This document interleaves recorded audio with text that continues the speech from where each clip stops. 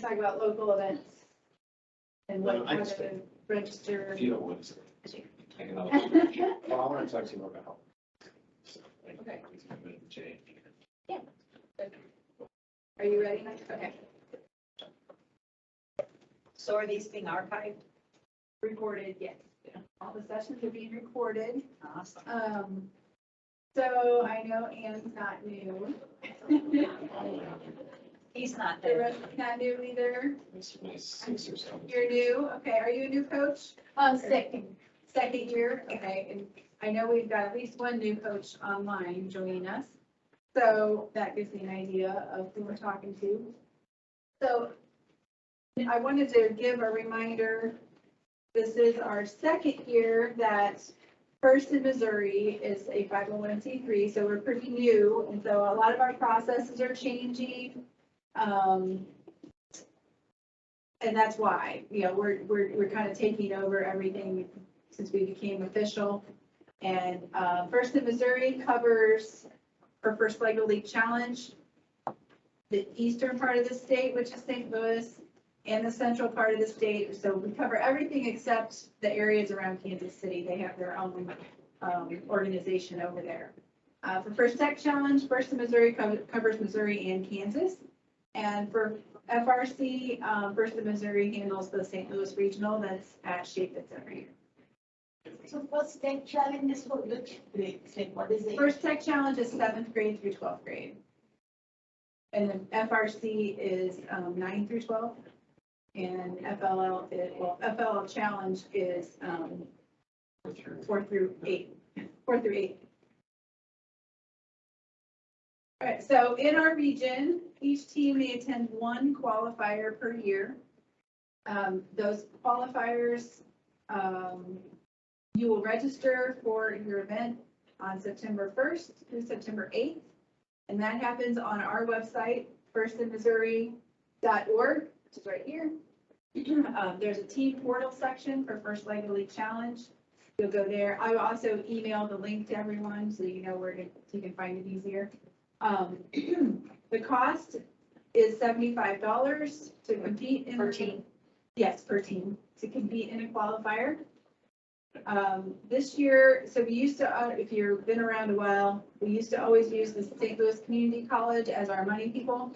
So now that we're doing our own stuff, it'll be a little bit different. So when you click the link, you'll be in a Google form. Then you'll fill out the Google form, and that's where you will put your top 3 choices. So your first choice, the drop down, you pick which event you want. Second choice, third choice. That will send the form to us. And then we will send to you an invoice. That invoice will have a pay button on it. So you can pay by credit card right there, or you can pay by e-check or ACH, whichever, however that, I think that means the same thing. Or technically you can mail in a paper check if you wanted to. And that information will all be on the invoice. So hopefully that will make it, FTC has already started, and so they've already kind of blazed this trail. So hopefully it won't be too hard for everybody. I think it's pretty easy. It's just a 2-step process now instead of 1. So this is optional. Is this optional even? The qualifier, technically, yes. But that's, I mean, it's your only competition you get to go to. So, I mean, not every team has to compete. But And then every team will then go to the next one in January. no, we'll talk about that in a minute. So from the qualifier, we advance teams to our regional championship. Yeah. So we have, I'll go. Yeah, if you have questions about paying, we have an email address, ar@firstmissouri.org. For, if you have, questions, or if you are paying the people at your school need to talk about payments, that's the email address to use. Okay, so these are all the qualifiers that we're offering in Eastern and Central Missouri. There are 12 of them. I think there's 8 in St. Louis and 4 outside of St. Louis. So all of these events will we advance between 17 and 22% from each qualifier to our regional championship. So it comes out to about 2 out of every 12, roughly. So if you have 12 teams at an event, 2 of them would move on to the regional championship. Yeah, question? How does December 10th, 2 events? Oh, that last one should be the 11th. Oh, okay. I was like, Oh, are they doing a morning, afternoon? Yeah, What are no, they doing? no, that's sorry. Let's just say the 10th and the 11th. It's right on the Gotcha. website.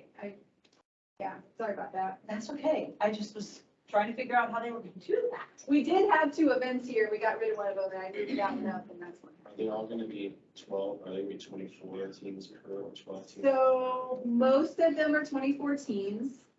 That's one of the things I'm going to talk about on the next slide. St. Rose is a little bit smaller venue. So we were just, Joe's the tournament director. We were just talking about that. We think he might do 18 teams. He's normally done 12 in the past. We might push it up a little bit this year. So, but 24 is kind of our standard, is what fits in a normal large gym. So, and actually MICDS can handle more, so we may end up with more than 24 teams there. Just depends on what everybody picks. All of these are Saturdays and Sundays too, by the way. And we have a total of 276 spots, if you add all that up and what everybody can handle. So some of those will probably get canceled because we don't have 276 teams.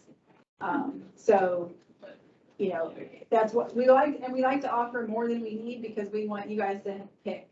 And so whichever ones are the least popular, they might get canceled, and they all know that. It's okay. One suggestion probably for next year is the bigger sites like ICPS and all. You might want to keep it a little later because the teams need a little more time. I know we talk about our team. I don't think we can be ready by 12 and 13. Yeah. Second year. Yeah. Just something for consideration. Yeah, so one of the things that our venues are all donated. We don't pay for venues. And so that means we don't have a whole lot of control over that. And they're working around, basketball schedules and whatever's happening in their gyms, most of them are all schools. And so we do the best we can. Yes. Yeah, I understand that. And our season this year is shorter. Last year we offered, and last 2 years, we've been offering qualifiers after the holidays. Yeah, to January. yeah, Yes, remember. but that makes a super long season. And it also makes, we didn't want the situation where you have a qualifier in the middle of November and somebody qualified for a regional championship in November 12th. And then somebody competed, January 20th in their qualifier and they competed, now they're all going to compete together. I mean, it all works out the same timing, but it's much more difficult, I think, for everyone. So this is what we used to do before COVID, and so we're trying to get back to that. It also helps with our volunteer allocation because, we run First Tech Challenge, which is heavy in January, February. Our state championship is in March. FRC season starts in January. So if we can be done before FRC season, that really helps the overall volunteer pool to be spread out, not conflict with each other. Nobody likes it when FTC and NFL happen on the same day. It's hard. So just a couple of, I get asked a lot of questions, so I'm trying to address a lot of the questions I get asked. The 30-minute judging session that happens in qualifiers that we've been doing for the last couple of years, that's a permanent rule. But it happened to come out. It happened to come out at the same time as COVID, and so a lot of people thought that was a COVID change, and it wasn't. It was, that's a permanent rule sticking around. So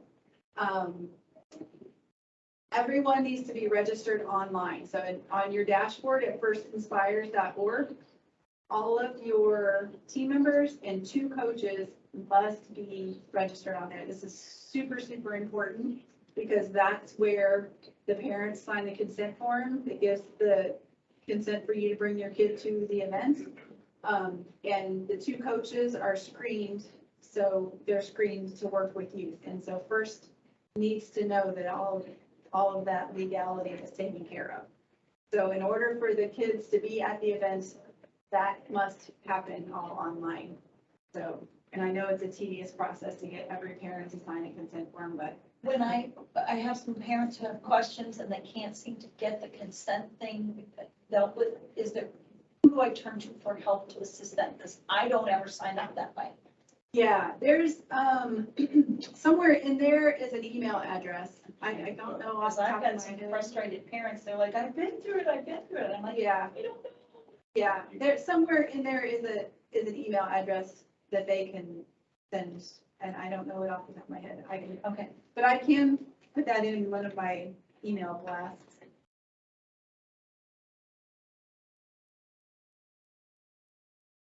I'll find that, because I know First likes to take care of those people, and it's their thing, not ours, so we'll make sure that we know how to bug them. Okay, then the lane thing, if you've been around a while, you know that if we have 24 teams at an event, we usually have a red lane and a blue lane. So like 12 teams are in red and 12 teams are in blue. And those 12 teams are competing against each other. They're not competing against the other 12. That's how we've done it in the past.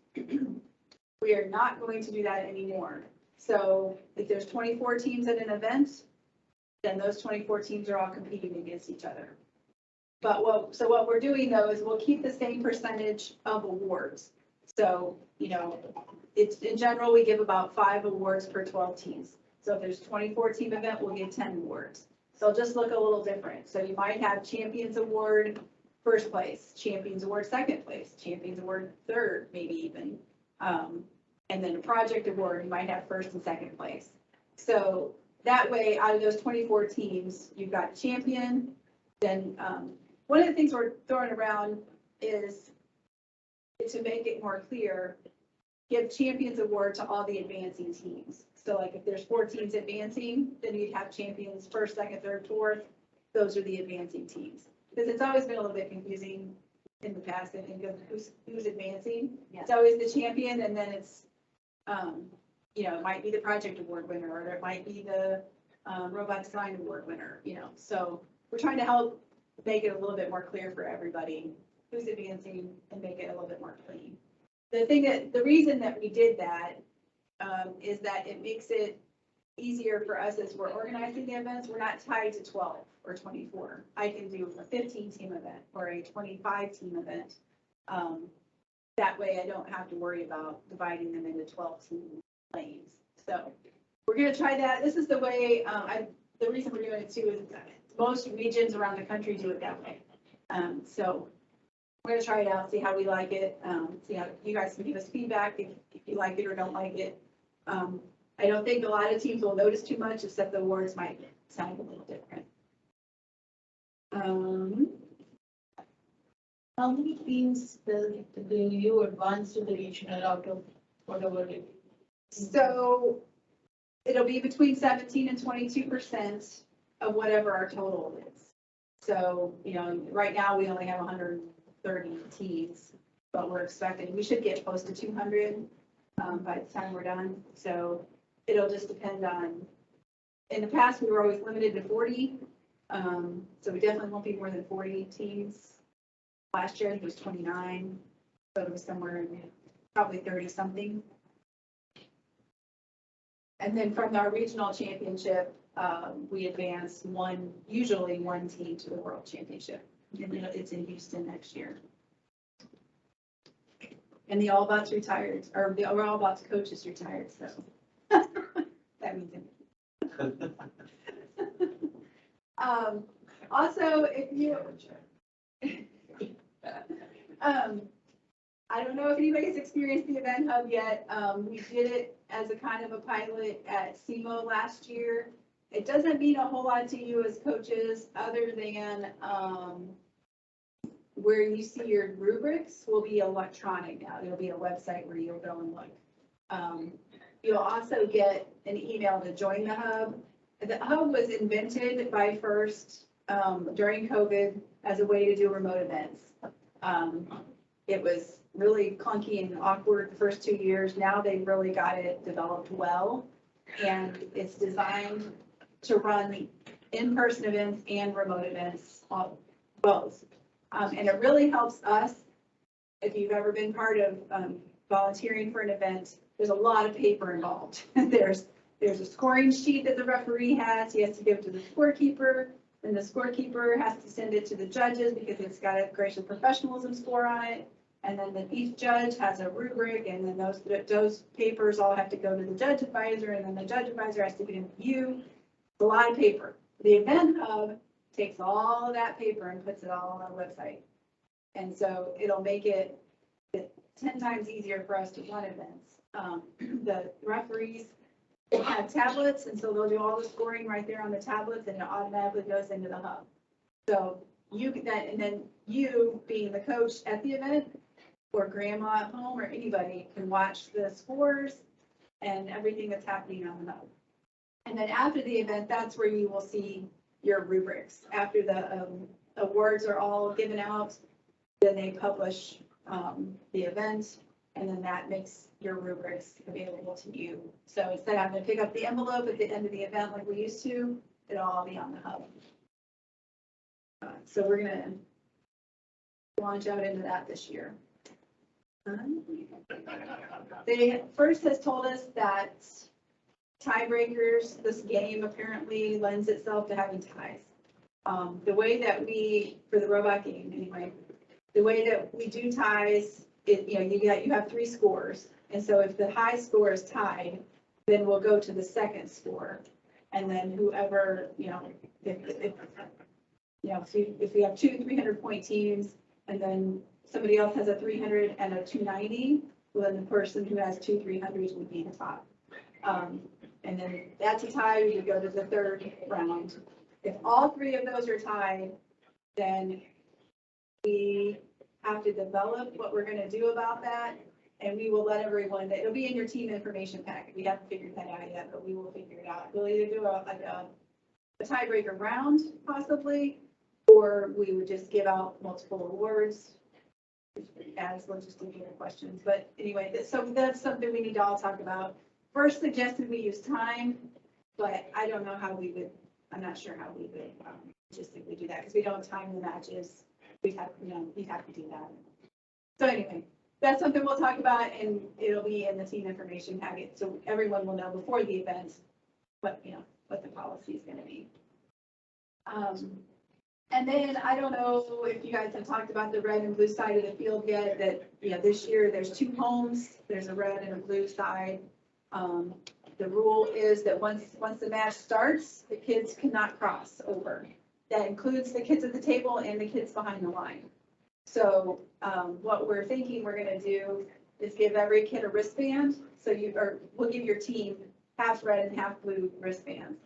So then the kids put on wristband when they're up there for the match. If you have a blue wristband, you can only be on the blue side. If you have a red wristband, you can only be on the red side.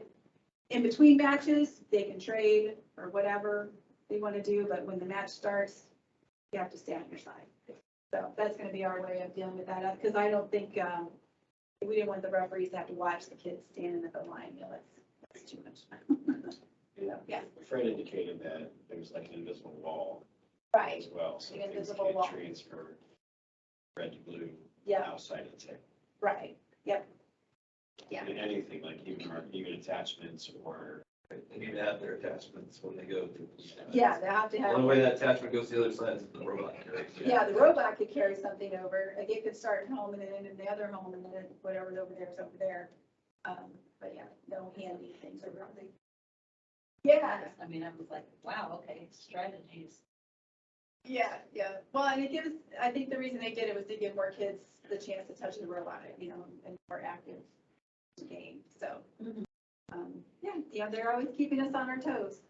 And it's also nice to have two starting points to reach, because from one to go to the other end and. Oh, right. questions, Everything is within reach. it's a little tough. More, yeah, yeah. True. Yeah. All right, so anybody have any questions? I think that was. Did have a different question, I don't know if this would be something else. So the rover we had last year was glitching a lot. I mean, even on the competition table, in the 3 times, last time, thankfully, the final one, walked the other two. So if that happens, do we have any support that we can reach out to? Or to. During the qualifier, like during the. No, now. Oh, that we are now? preparing it. There are tons of people out there, the Addie and Rohan who were in here teaching the last one. And were you here for that meeting? Because they had some thoughts on that. Yes. They talked about, the battery, if you have an old EV3, you let that battery go down, performance just goes out the window. Yeah, I think it's probably some hardware problem. Yeah. So I think it's more than, no. We had a lot of issues over the years with EV3s needing firmware updates. Yeah. Uh, Is that something you can send in? We'd have a robot start acting jinky, and then we'd go and look, and it was 6 years out of date on its firmware, and we updated that firmware and it would fix it. So you And we had some that, when you update firmware on those robots, it wipes everything out, and that would fix jinkiness too. Just wipe, so if you've got a jinky robot, something's just weird, like, it's just not doing anything that you think it should do. Re-flashing the firmware on it wipes its memory. And I found that fixes a lot of weirdness like that. If a robot develops something like that. You're talking about EV3s though. On EV3s, Right. yeah. I don't have a lot of experience with spike primes. I'm finding Everybody's got those to stand that they're rock solid. they've taken a lot of that. good stuff out. But the other, I think the other thing, Manipulate it all from your computer rather than on the regular. I think what you're also saying is sometimes your motors they don't act the same way. So if you have 2 motors that are driving, and they're supposed to be driving the same, some motors will actually go faster than the next to it. And so what you need to do is you need to find, I don't know how many motors you have, but you need to probably do a test to see if you're getting the right rotations from the same commands. Because there's tests you can do, and then you just kind of have to match up the ones that are performing at least close enough to the same. Because sometimes, especially if you have older motors, they don't function the way that they used to. So I found that if you buy new motors, and then put it under the and then motor. test them, you can actually test your motor rotations and what's going on.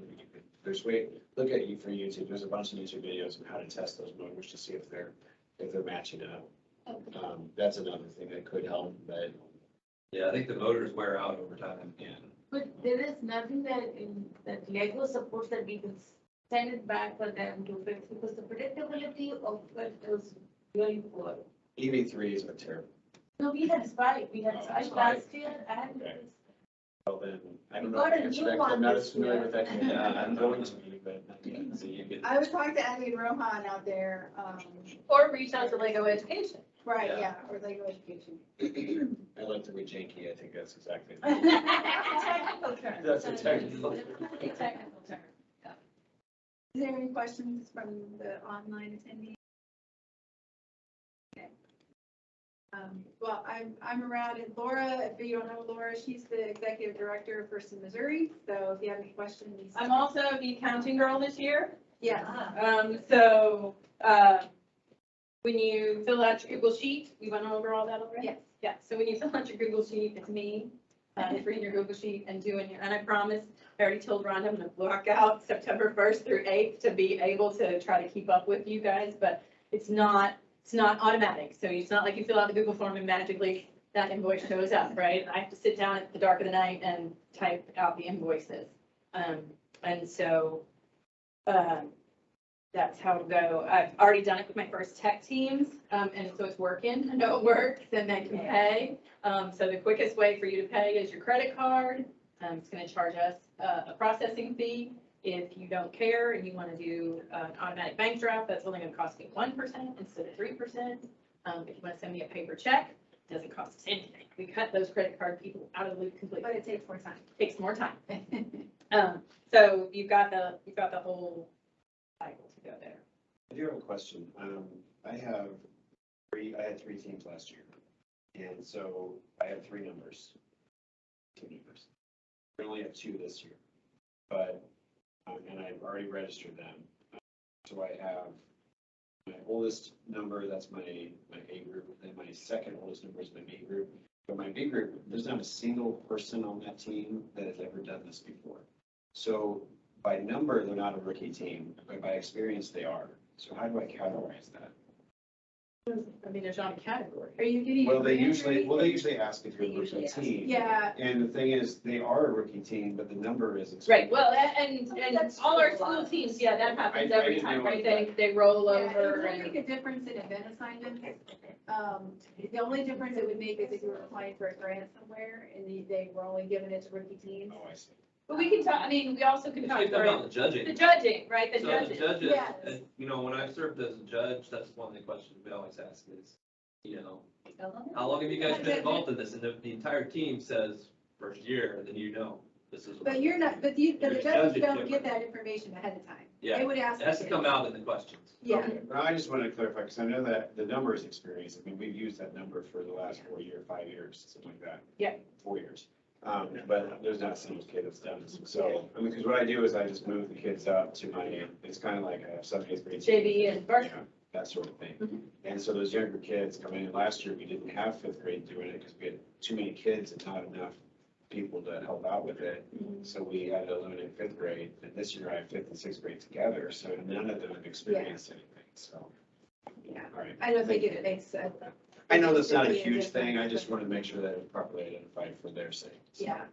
From first standpoint, it would only matter for a grant or something. Okay.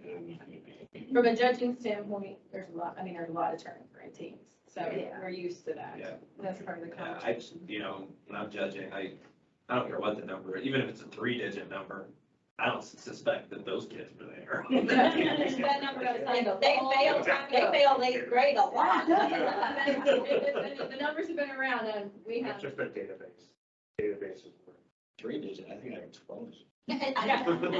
Well, in the old days, your number changed every year. You didn't get, you couldn't put your number on your t-shirt or your robot because it changed every year. Our older programs always started with the same number. So it's been a transition thing. I just wanted to say, thank you so much for joining us for the Energized season. Super powered version for you guys. Our events are always free and open to the public, so we encourage you to come see the older programs. We encourage you to help start some younger programs behind you because it'll just help you because they'll know first and gracious professionalism and all those kind of things when they get to you. And then just to put a heads up that at all those older events, we love to have Lego teams show what they do because there's always little brothers and sisters in the stand that are bored out of their minds at the older ones. And so if there's something that they can play with or somebody they can talk to, so keep that in mind for your schedules. I know you guys are busy in November and December, championship in January. First Tech Challenge events will run November through March. And then our first Lego League Explore events will be February, March. And then we will be down at Chaffetz for the big robots in March. So there's a lot going on our website, our account, as long as the website stays up. Yeah. I just think that out. Is there an advantage to registering the first versus eighth? No, No, okay, but there is a disadvantage if you miss that window. okay. So, We'll let people register after that window, but they get the spots that are left. okay, it's not like the Or get up people at to midnight, register so get that- their preference. Yeah, there's no race. No race. First to We used to do that with things and it was just a nightmare, right? And, it's like, what's the right time? Do we open registration at 6 a.m. before the teachers go to school? Do we do it at noon? Do we do it at midnight? There were years where I was up at midnight because we opened registration at midnight. And then, of course, something would break and it was just, It does open. It's- Yeah. It opens in I said, Yes. But, So my, so my it's a computer. phone. will- 12:01 on September 1st, you can fill it out, and the system will be available. Nobody will look I at am it. not sending invoices at 12:01 on September 1st, and Rhonda gets to work at her leisure to do the puzzle piece of who goes where. Event assignments will be done by the end of September. Okay. So you'll know by the end of September what your event is. That'll help us focus. Yeah. Thank you so much. Thank you. All right. Yes. You're welcome. Thank you all for coming.